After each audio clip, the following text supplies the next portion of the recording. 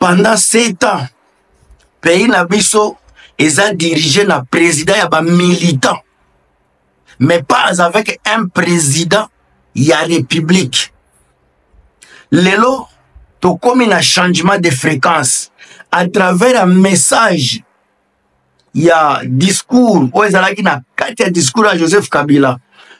On ressent mon pépé ya sika, on ressent l'espoir, on ressent makambu ya sika, on ressent un changement de fréquence, changement ya makambu ebele. À partir d'un meeting, il y a discours à Joseph Kabila, son excellence, on sent déjà l'air nouveau, on sent la patrie nouvelle, on sent un pays nouveau, on sent des aspirations nouvelles avec juste le discours à Joseph Kabila.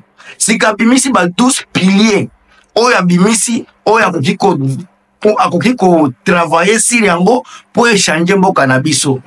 12 piliers na ba pasteur na batu batanga ba Bible ba koyoka pe 12 tribus. 12 tribus, 12 piliers au Joseph Kabila bimisi et il y a une stratégie à 12 tribus à Israël. Donc to comme na tangu ya sali, tangu ya libération ya solo yango eza koya. On était dirigé par des voleurs, par des idiots, par des moins intelligents. Ça, c'était une punition que Dieu nous a donnée. On était sous une punition, sous une malédiction. La présidence de Tshisekedi, c'est une malédiction. Une soumission au diable.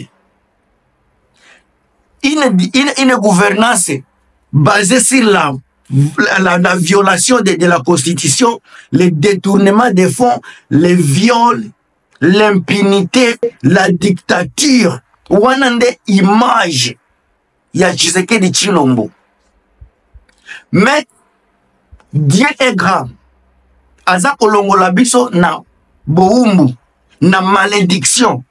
Oyo Tshisekedi atie na mboka na biso. Banda ye, mwasi na ye pana, makambo komi en désordre au Congo. Mais l'homme qui n'a jamais parlé, qui ne parle pas trop, combien de batouazare koloba? Joseph Kabila fois loba. Joseph Kabila fois loba. Lelo alobi. A sali discours à la nation. Yesika est-ce qu'il est président? Bon, mais tout nananu. Est-ce qu'il est président? Pour na kotindi kosala discours à la nation? Ete yabino. Na yebisa kabino ke. C'est le président qu'il faut, c'est l'homme qu'il faut. Et le Assali Boye, il l'a fait avec connaissance des causes.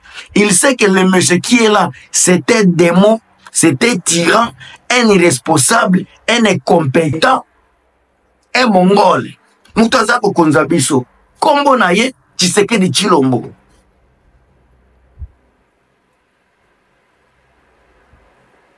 Mboka na biso, eza na posa, ya des responsables, les gens qui tiennent à leurs paroles, des personnes qui comprennent la chose de l'État, les gens qui comprennent le Congo.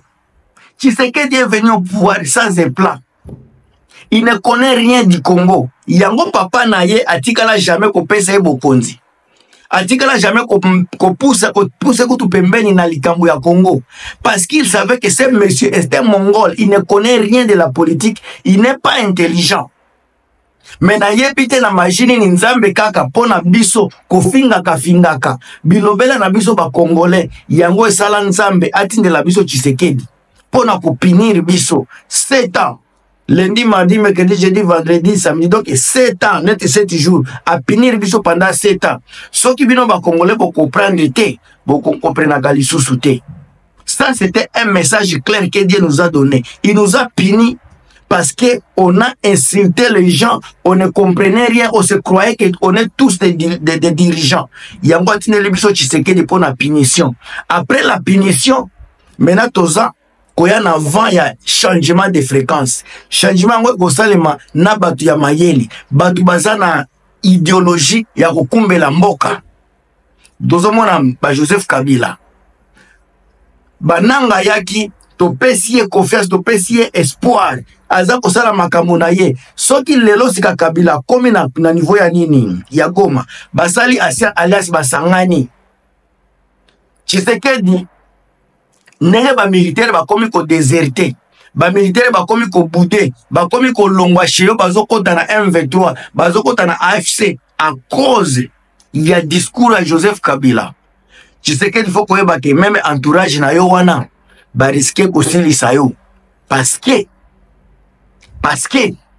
vous aviez très mal traité les pays, vous aviez très mal géré les pays, vous aviez maltraité la population, vous aviez pillé les biens de la population, vous avez pillé les trésors publics. Tu es en train de signer des contrats juste pour toi et ta famille. Tes grands frères, tes petits frères sont devenus des voleurs des trésors publics et vous les permettez. Il y a des gens de ton entourage, tes ministres, qui disent publiquement que il faut des jouissances, il faut de la jouissance. Et il y a personne qui s'énerve. Même nani, ceux qui jugent, il y a cour constitutionnel, à lobby et l'autre côté. Ba chef à Sénat, ba lobby et l'autre côté. Ba juge ceux qui y a wapi, ba lobby et l'autre côté. Parlement, moutota mon côté à lobby. Même président, c'est moutota mon côté à lobby, à fungoli monoko. Et l'autre ya boye. Et le qui n'a pas c'est normal na Congo. Un ministre à l'obalikamboana. C'est normal au Congo, chef d'état-major lokola, Christian Chiwewe, Ayibaka, Tozotala. Document eza ouvert, eza public, mais eza kotambola. Frank Etumba, eza kotambola. Mais matata te koza komona kaka eloko moko boya kosalela. Papa, oko kanga matata ponyo te. Baswali pe ba telemi, oko kanga matata ponyo te. Nasala émission, ça peut être un mois ou un mois et demi. Tant qu'on a koloba, décès politique, image ya ba politicien na biso, ezo kende na division régionale. Nasala qui émission, on a pris de 3 émissions, y a quoi interpeller batu ya gouvernement. 2 mois passés, que image politique na biso est comme image régionale. Dans la opposition, ce sont les gens ce sont les soiliphones. Batu bazana pouvoir, ce sont les gens de l'Ouest. Vous regardez, ça c'est quelque chose que j'ai commencé à implorer, mais il n'y a personne qui m'a écouté. Nous, il y a des fois qu'il y a Dieu qui travaille à nous. Dieu nous donne les messages à vous donner, mais c'est vous qui négligez les messages de Dieu. Tant que tu as koloba, otali fayulu, otali basoki banani, otali banani, otali banani, otali banani, bazana Tshisekedi. Ok kotoyo, otali nanga, otali bisimwa, ok soki matata poyo, ok soki nini, kotoba, toko ozomona ke mboke zako kende, côté moko eza baswahili, côté moko eza bato mususu. Attention na sina lobaki likambwana. Mais lelozo eza ekomi presque trop tard. Soki Kabila asangani na matata, pono matata pe akosopose na Tshisekedi. Toloba soki matata a endossé Kabila, matata a endossé Nanga. Bananga bakonda ba beta bisimo. Soki Moïse Katumbi pe ayeko bakisama. Baset kikuni. Boza kopesa bokopesa nga réseau lobby. Ke mboka na biso ekomi mboka ya ba partenance régionale. Poza la mutu ya kotoyo, yoza la mutu il faut la mutu ya place bo. Bomoni ndenge boza ko mema mboka. Bo bebisi mboka, bo détruire nation. Oto eloko toze koloba po patela, mais comme bino boleki batu mayele, boyolinga koyoka te, lelo tokomi wapi? Tokomi na kati ya division. Tout ça c'est pourquoi toza na tête ya maudit. Toza na mongole na gouverneur na tête ya l'état. Toza na un idiot, un incompétent na tête ya l'état na bis na présidence. Un homme qui ne comprend rien de la chose de l'État. Un homme qui s'en fout du peuple. Un homme qui s'en fout ya na malheur ya population. Azana na l'État, moi si na ya za ko zwaka mbongo na caisse ya l'État apesa ka ba tiktokers. Moi si na ya apesa batu ebele mbongo toyebi. Ti lelo baza ko pesa yango. Boyebi sanga Christian Tshisekedi akomi patron na likambo nini.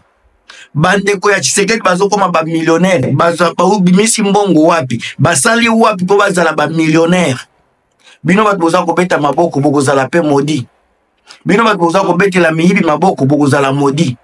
Bamisusu bazangi mayele, bazangi pesoni, bazoloba Tshisekedi aza ya nzambe. Botika kosangisa banzambe, eza na binzambi nzambi na banzambi ya solo. Nzambe oyo bino boza koloba aza ya Tshisekedi aza ya nzambe. Nzambe wana aza nzambe ya kimoyibi. Nzambe bozoloba aza nzambe ya Tshisekedi aza nzambe ya ba pillage ya ba détournement ya fond. Nzambe boza koloba aza nzambe ya Tshisekedi aza nzambe ya ba infidélité ya ba biloko zoleka na ba présidence wana. Nzambe oyo bozoloba aza nzambe ya Tshisekedi aza nzambe ya ba malheur ya population congolaise. Parce que nzambe ya solo alingaka moyibi te, nzambe ya solo alingaka bonheur ya bato, nzambe ya solo akolinga jamais bato ba piller bien public, ba injustice. Soki boza ko associer nzambe na Tshisekedi Tshilombo, seke nzambe wana aza nzambe oyo ya justice te, aza nzambe ya ba orphelin te, aza nzambe ya oya boy ki moyibi te. Wana aza nzambe mosusu. Ona lobaki te na lobi nanga kaka.